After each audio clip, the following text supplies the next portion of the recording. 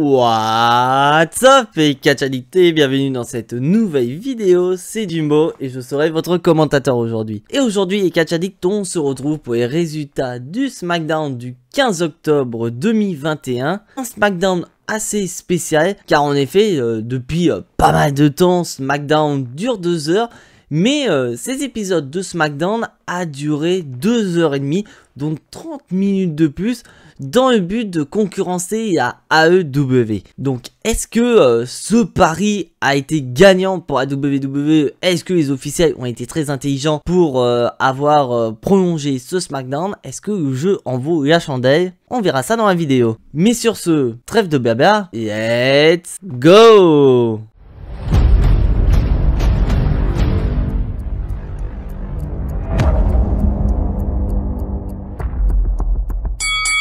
Alors déjà, bien que ce SmackDown dure plus longtemps qu'un SmackDown traditionnel, il s'agit du tout dernier SmackDown avant Crown Jewel. Car en effet, je tiens quand même à vous rappeler que Crown Jewel aura lieu donc la semaine prochaine, donc jeudi, à 18 h sur le WWE Network. Donc d'ailleurs, petite page promo, je ne ferai pas le live réaction de Crown Jewel, mais avant que vous vous énerviez, je vais vous expliquer. D'un autre côté, je ne ferai pas de live réaction, mais je précise que je ne ferai pas de live réaction sur ma chaîne YouTube, car en effet, je serai présent dans une autre chaîne YouTube, car vous êtes nombreux à m'avoir demandé quand est-ce que je travaillerai avec d'autres youtubeurs catchesques. Et bah la question est réglée. Donc je vous donne rendez-vous mercredi pour le Jimbo Gnostiqué, prono de Jimbo pour Crown Jewel, et je vous donnerai le nom du youtubeur avec qui je ferai le live réaction de Crown Jewel, et peut-être, pourquoi pas, la review de ce pay-per-view. Mais en attendant, on va revenir au sujet du jour, c'est-à-dire la review de SmackDown. Donc du fait que c'est le dernier SmackDown avant Crown Jewel, bah le but quand même de ce SmackDown, c'est d'intensifier les rivalités. Car en effet, nous avons 3 grosses rivalités du côté de SmackDown. Donc nous avons d'un côté la première rivalité entre Edge et Seth Rollins. Et le show commence donc avec Edge qui va nous faire une très belle promo. Donc Edge il va nous rappeler ce qui s'est produit entre lui et Seth Rollins, avec le fait que Seth Rollins a sous-estimé et ça lui a coûté cher à SummerSlam, et que Edge a également sous-estimé Seth Rollins lors du SmackDown spécial au Madison Square Garden de New York, et que lui-même s'est fait avoir. Mais là où vraiment Edge est énervé, c'est le fait que Seth Rollins soit venu chez lui pour voilà, voir Beth Phoenix, dont sa femme et ses 2 enfants, et qui a fait comme chez lui. D'un côté, je comprends la réaction d'Edge. Et donc de ce fait, Edge, la semaine dernière, nous a annoncé la couleur. Il affrontera Seth Rollins à Crown Jewel dans un Hell in a Cell match, et Edge va nous sortir une promo digne du démon des enfers. Et en effet, donc Edge promet une seule chose, c'est que à Crown Jewel, dans Hell in a Cell match, il va défoncer Seth Rollins et il fera en sorte que Seth Rollins en sorte traumatisé, que ce soit aussi bien physiquement que psychologiquement. Donc franchement, j'ai adoré cette promo. Déjà que cette rivalité entre Seth Rollins et Edge est géniale. Franchement, je n'en loupe pas une miette. Et de voir que cette rivalité peut se terminer à Crown Jewel dans la cellule d'enfer est vraiment hyper hypant. Donc maintenant la question qu'on peut se poser, c'est quelle va être la réponse de Seth Rollins. Ça, on va attendre un peu plus tard dans cet épisode de SmackDown. Et maintenant, on va passer au premier match de la soirée, car en effet, je vous rappelle que nous avons le tournoi King of the Ring qui continue. Donc là, on est passé dans le cap des demi-finales. Et donc du côté de SmackDown, la demi-finale est hyper intéressante, car il s'agit de Finn Balor contre Sami Zayn. Donc déjà, on va parler du match, il est excellent. Déjà sur le papier, quand on voit Sami Zayn contre Finn Balor, on sait très bien que ça va être un putain de match, mais il y a quand même un point négatif sur ce match. Car en effet, je tiens à vous rappeler que Sami Zayn, depuis la création des pay-per-view en Arabie Saoudite, ce dernier n'a fait aucune apparition. Car en effet, je vous rappelle que Sami Zayn a des origines syriennes. Donc de ce fait, il est interdit pour ce dernier d'aller en Arabie Saoudite. Donc d'un autre côté, ça spoil donc d'un autre côté, ça spoil un petit peu le match, parce que je tiens quand même à vous rappeler que la finale King of the Ring aura lieu à Kwangju, donc de ce fait, bah on savait très bien que Sami Zayn n'allait pas remporter le match. Par contre, si la WWE nous avait communiqué que la finale King of the Ring aurait eu lieu au SmackDown du lendemain de Kwangju, et là c'est sûr que ça aurait pu changer et on aurait pu très bien avoir Sami Zayn qui remporte le match pour aller en finale, pour avoir vraiment la finale Raw contre SmackDown, parce que je tiens quand même à vous rappeler que Finn Balor va être drafté du côté de Raw. Mais n'empêche, ce petit point noir, c'est un excellent match. J'ai surkiffé cette demi-finale entre Sami Zayn et Finn Balor, et bien sûr bah c'est Finn Balor qui a remporté le match, et ce sera donc le premier finaliste de ce tournoi King of the Ring. Bon, d'un autre côté, je suis hyper content pour Finn Balor. Pour moi personnellement, si c'est lui qui remporte le King of the Ring, ça serait intéressant et ça irait aussi bien avec sa gimmick du Demon King. On pourrait peut-être, pourquoi pas, avoir le démon Finn Balor avec une couronne personnalisée, vraiment le roi démon, une couronne à effigie du diable en personne, ça pourrait être assez intéressant. Et d'un autre côté, bah on a la deuxième demi-finale qui aura lieu du côté de Raw. Nous avons Ricochet contre Jinder Mahal. Bon, d'un autre côté, pour moi personnellement, mon choix du cœur, ce serait que Ricochet remporte le match et aille affronter Finn Balor à Kwangju.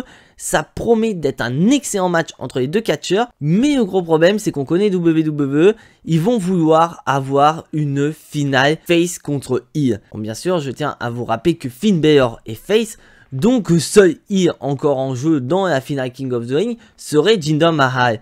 Donc pour moi, d'un côté WWE, la finale sera entre Jinder Mahal et Finn Balor. Donc dites-moi dans les commentaires qui voulez-vous voir affronter Finn Balor en finale du tournoi King of the Ring, Ricochet ou encore Jinder Mahal. J'attends vos commentaires avec impatience. Et maintenant, on va passer au prochain match, Sonya Deville contre Naomi.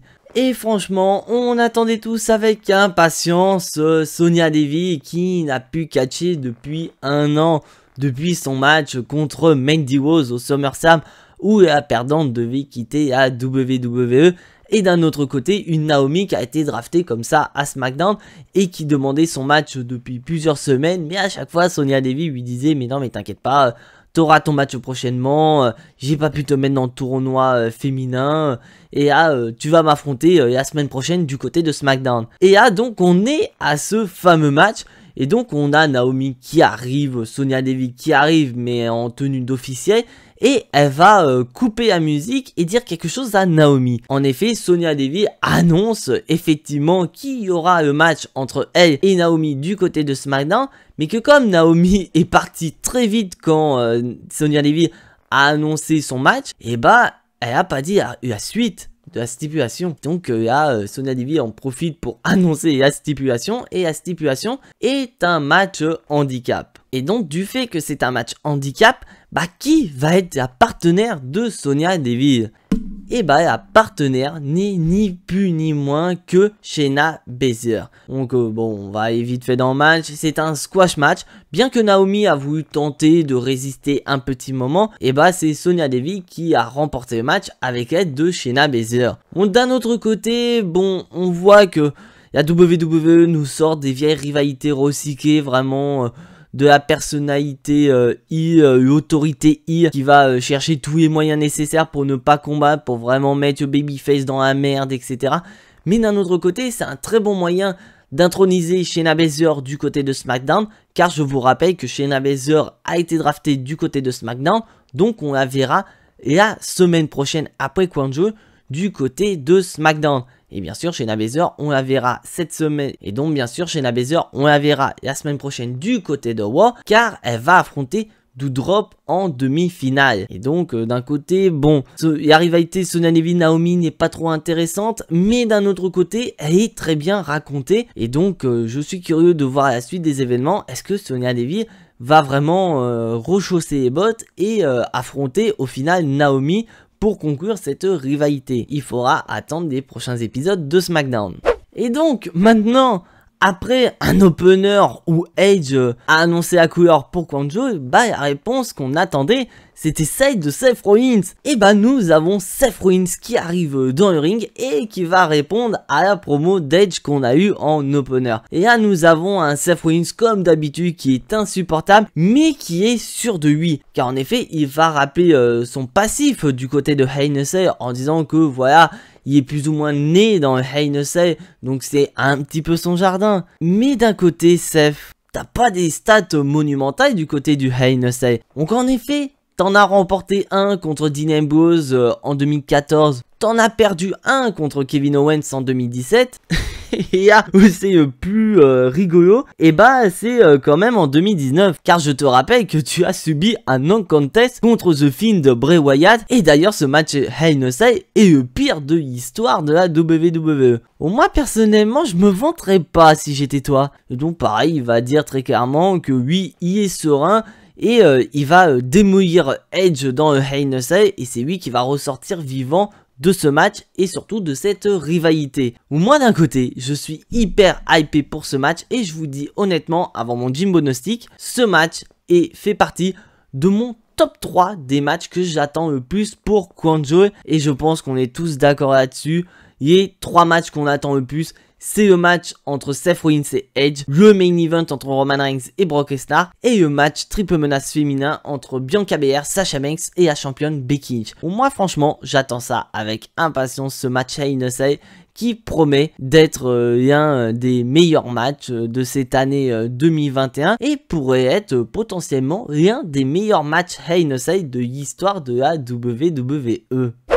Bon, après une belle promo, et bah on va passer au flop total de la soirée côté match. Nous avons eu la demi-finale masculine, et bah maintenant on a la demi-finale féminine entre Carmella et Zelina Vega. Et franchement c'est de la merde, je vous dis honnêtement. Car le match il est pas ouf déjà de base, avec une Carmella qui ne juge pas la nécessité de mettre son masque parce que voilà, elle s'est mise d'accord avec Zelina Vega parce qu'elles sont toutes les deux copines. Donc Zelina Vega a promis de ne pas taper le visage de Carmella, car je vous rappelle, le visage de Carmella vaut de l'argent. Mais déjà d'un côté Carmella, t'es vraiment bon, tu crois vraiment que Zelina Vega va suivre le règlement? Et bah en effet, parce que au bout d'un moment, Zelina Vega commence à taper le visage de Carmella, donc Carmella n'est pas trop d'accord et donc sort du ring pour pouvoir mettre son fameux masque. Et donc de ce fait, Carmella est encore blonde parce que du fait qu'elle met son masque, et elle est décomptée à l'extérieur du ring. Et par peur d'être décomptée à l'extérieur, elle demande à l'arbitre un petit temps mort. Mais je te rappelle Carmella, sous mon règlement, t'as pas de temps mort dans les matchs à la WWE. Et donc elle se retourne et elle voit Liv Morgan avec son masque, et donc Carmella prend peur, ce qui permet à Zelina Vega de porter la prise la plus puissante à la WWE. Si jamais vous êtes prise dans cette prise, vous n'avez aucune chance de vous échapper. Cette prise vous donne 100% de victoire. Le roll-up.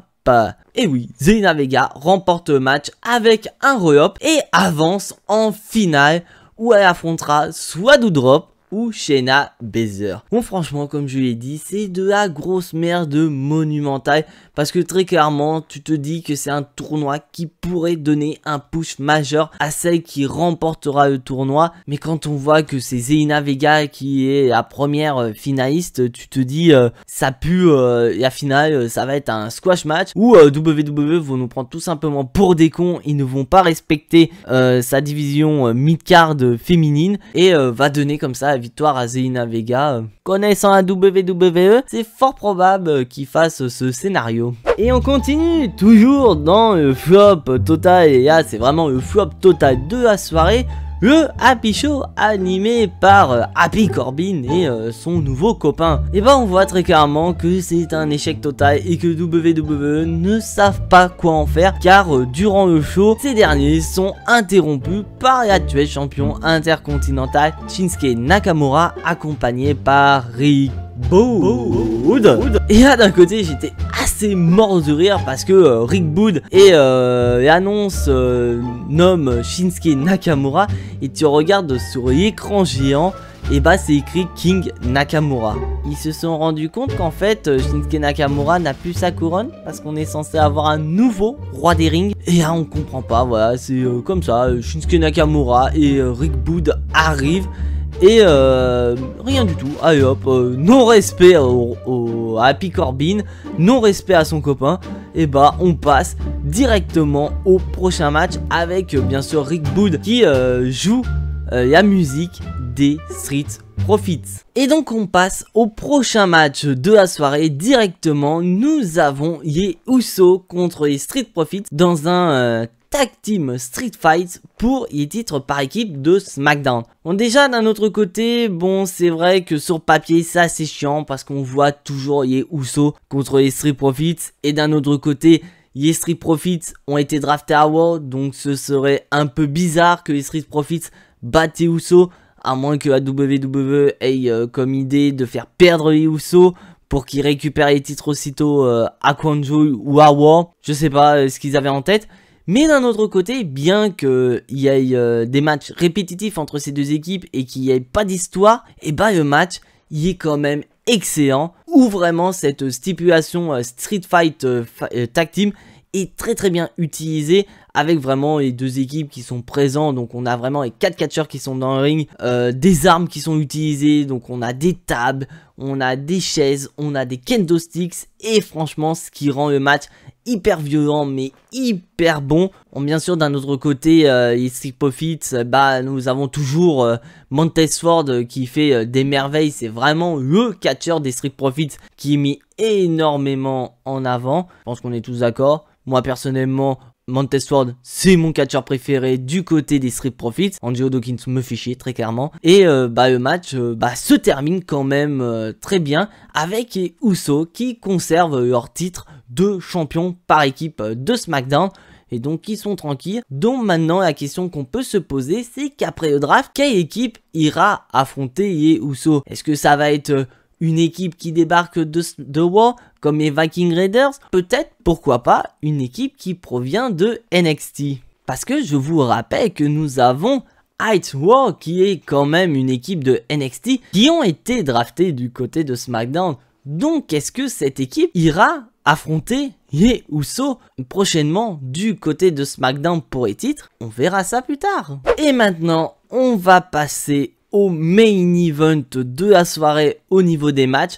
Nous avons Becky Lynch contre Sasha Banks. Et à noter que Bianca Belair est aux abords du ring au niveau des commentateurs. Car je vous rappelle que ces 3 catcheuses vont s'affronter à Quanjo pour le titre féminin de SmackDown. Et je ne vous cache pas, putain de match. Mais tu vois réellement une différence avec vraiment les main-eventeuses du côté de SmackDown ou du côté de Raw. Et tu vois le niveau de la mid-card féminine. Il y a vraiment beaucoup de niveaux de différence. Et là franchement, excellent match. Et je ne vous cache pas que j'ai jamais vu Becky Lynch aussi forte qu'elle ne l'est actuellement. Parce qu'elle nous a quand même vendu qu'elle est revenue plus forte que jamais. Et ben on remarque qu'il n'y a pas que de la gueule là, il y a vraiment un niveau qui suit derrière. Et franchement, j'ai surkiffé ce match. Après d'un autre côté, on savait très bien que Bianca Belair aux abords du ring, ça allait pas rester à sa place juste à commenter le match. Et d'un autre côté, on arrive quand même sur un match qui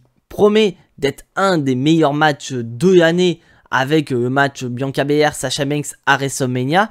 Donc quand même le but c'est qu'avant Quanjo, c'est quand même de protéger tes 3 catcheuses pour que vraiment les 3 catcheuses restent fortes en attendant le pay-per-view. Donc d'un côté nous avons Bianca Belair qui vient intervenir dans le match pour distraire Becky Lynch, permettant ainsi à Sasha Banks de remporter le match. Donc nous avons Sasha Banks qui remporte le match et qui ressort très fort de cette rivalité.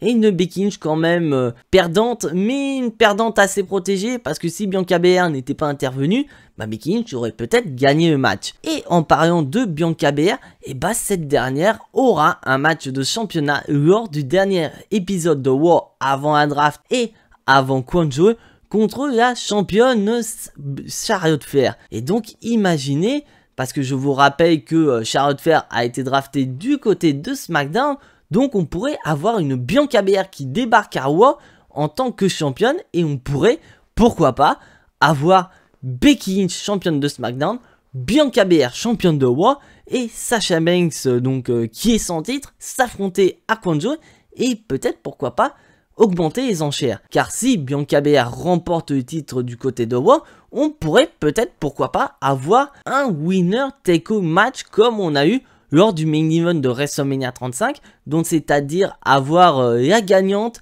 qui repartira avec le titre féminin de Raw et le titre féminin de SmackDown. Car je vous rappelle que Becky Lynch nous a quand même un petit peu spoilé par rapport à ça, car je vous rappelle que Becky Lynch a elle aussi été draftée du côté de Raw, mais elle a dit qu'il y aurait peut-être une possibilité qu'elle devienne une nouvelle fois Becky to Beat et pouvoir ainsi aller à Raw et aussi à SmackDown. Donc dites-moi quel est le scénario qui vous plairait le plus. Moi perso, le scénario que je viens de vous dire, s'il y arrive, je suis partant. Et maintenant, on va passer au main event de la soirée, la fameuse signature de contrat pour Crown Jewel entre Roman Reigns et Brock Lesnar. Et déjà, tu vois l'intensité qui se dégage entre les deux catcheurs, et puis on connaît le passif des signatures de contrat. On sait très bien que les signatures de contrat ne finissent jamais correctement. Et donc nous avons dans un premier temps Roman Reigns qui est avec le contrat, et Paul Heyman lui lit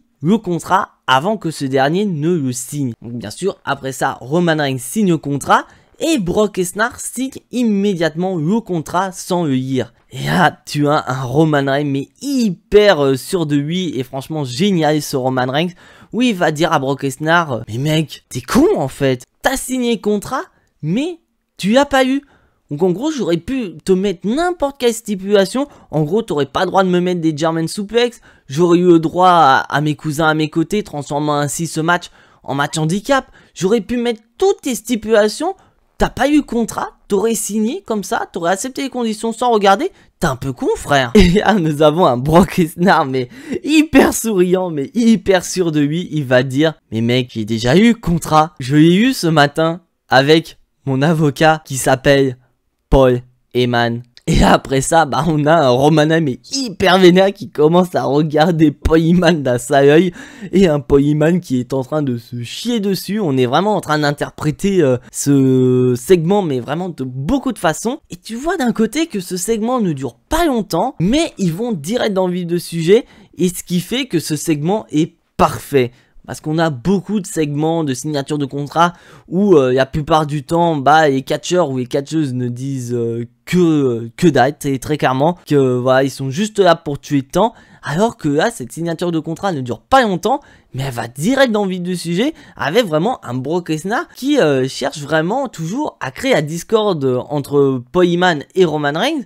Et on se demande si c'est la vérité. Parce que là, avec ça, on se demande si réellement Paul Heyman a fait lire le contrat à Brock Lesnar le matin même de différentes façons. Est-ce que voilà, c'est juste pour que les deux parties soient d'accord, ou est-ce que Paul Heyman est vraiment en train de trahir petit à petit Roman Reigns pour Crown Jewel? Et d'un autre côté, bah, on voit la confiance qu'a Roman Reigns envers Paul Heyman qui commence à disparaître petit à petit.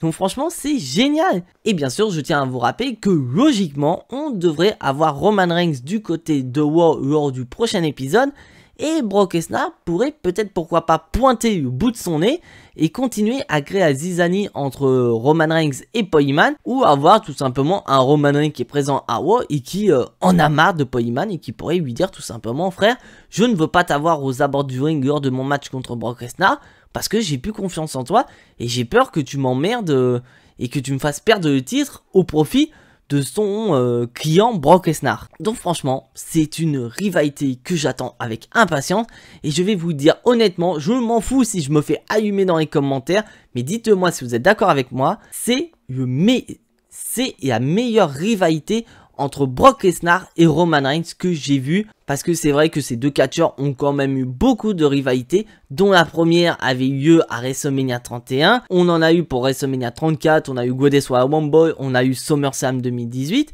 mais c'est vrai que je ne vous cache pas, c'est la meilleure rivalité entre les deux catcheurs. Après, c'est peut-être le fait que les rôles sont inversés. On a un Roman Reigns mais hyper badass. Et d'un autre côté, un Brock Lesnar qui a changé au niveau look, qui est maintenant babyface. Ça faisait plus d'1 an qu'on l'avait pas vu. Donc, est-ce que, voilà, tous ces éléments font que cette rivalité entre Brock Lesnar et Roman Reigns est tout simplement la meilleure rivalité entre les deux qu'on a vu à la WWE. J'attends votre avis avec impatience dans les commentaires. Donc bilan de ce SmackDown, j'ai rien à dire sur cet épisode. Il est excellent. Avec vraiment, bien sûr, avec des points négatifs, notamment Happy Show, le match féminin entre Zelina Vega et Carmella. Mais sinon, le reste est très très bon. Le segment entre Edge et Seth Rollins est incroyable. Le match entre Becky Lynch et Sasha Banks est époustouflant. Et le segment entre Brock Lesnar et Roman Reigns y est parfait. Donc vraiment, je pense que le fait d'avoir rajouté une demi-heure dans cet épisode de SmackDown était bénéfique pour la WWE. Vraiment, le pari a été risqué. Mais le pari est quand même gagnant pour moi, pour la WWE. Et donc franchement, avec les 3 segments principaux que je vous ai dit précédemment, entre Edge, Seth Rollins, Roman Reigns, Brock Lesnar et le triple menace féminin, et je vous dis qu'après cet épisode de SmackDown, je suis hyper hypé pour ces 3 matchs. Donc après, reste à voir la suite des événements, parce que je vous rappelle qu'on a aussi d'autres matchs du côté de Raw, notamment Big E contre Drew McIntyre. On doit avoir la finale entre Finn Balor et potentiellement soit Ricochet ou Jinder Mahal. On est censé avoir le match féminin, donc la finale entre Zelina Vega contre soit Doudrop ou Shayna Baszler. On a Arkebo contre Omos et AJ Styles. On a Mustafa Ali contre Mansour. Donc vraiment, on a une carte de coin de jeu qui est quand même bien garnie. Et avec vraiment des rivalités qui sont très intéressantes. Maintenant, je suis curieux de voir le prochain épisode de Raw. Avec vraiment, comme je vous l'ai dit, Bianca Belair contre Charlotte Flair. On devrait avoir Roman Reigns qui devrait être présent lors de cet épisode de Raw. Donc, est-ce que ce dernier va continuer par rapport à ce qui s'est passé lors de cet épisode de SmackDown? On a les 2 autres demi-finales, donc Jinder Mahal contre Ricochet. Ah non, en fait, je viens de me rendre compte, non, c'est pas Jinder Mahal contre Ricochet, c'est Jinder Mahal contre Xavier Woods. Donc, d'un autre côté, bon, Xavier Woods contre Finn Balor, j'achète avec impatience. Mais voilà, on aura Jinder Mahal contre Finn Balor, je pense.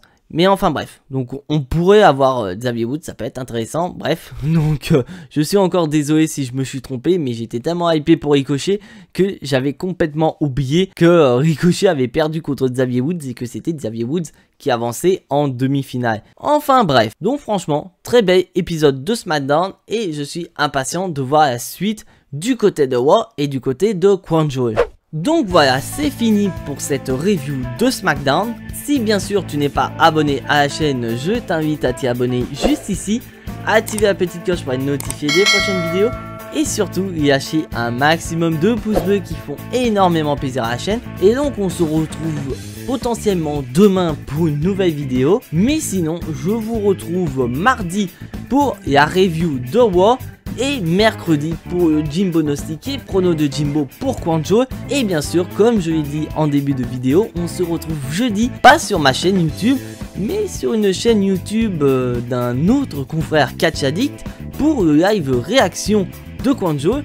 Mais ce nom sera dévoilé lors du Jimbo Gnostic, donc je vous donne rendez-vous avec impatience ce mercredi. Mais en attendant, soyez tous très fiers d'être des catch addicts et n'oubliez pas que le catch c'est la vie, le catch c'est la meilleure chose qui soit, le catch vie. C'était Jimbo, je vous fais à tous en attendant des gros bisous et à la prochaine.